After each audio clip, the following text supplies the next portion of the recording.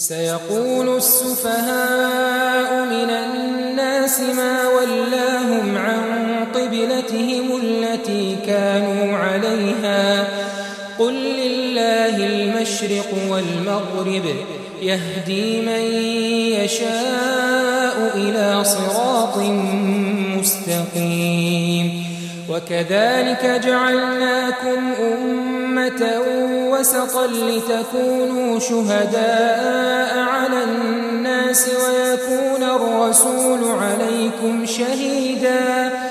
وما جعلنا القبلة التي كنت عليها إلا لنعلم من يتبع الرسول ممن ينقلب على عقبيه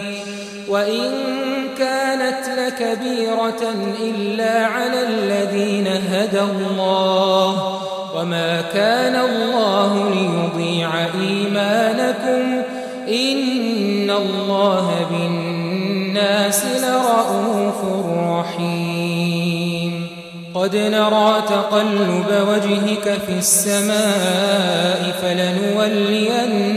قبلة ترضاها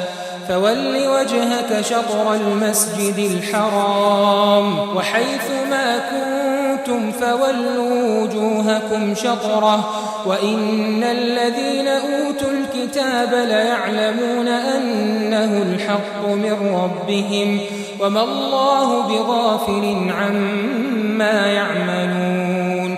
ولئن أتيت الذين أوتوا الكتاب بكل آية ما تبعوا قبلتك وما أنت بتابع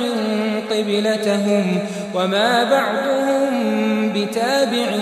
قبلة بعض ولئن اتبعت أهواءهم من بعد ما جاءك من العلم إنك إذا لمن الظالمين الذين آتيناهم الكتاب يعرفونه كما يعرفون أبناءهم وإن فريقا منهم ليكتمون الحق وهم يعلمون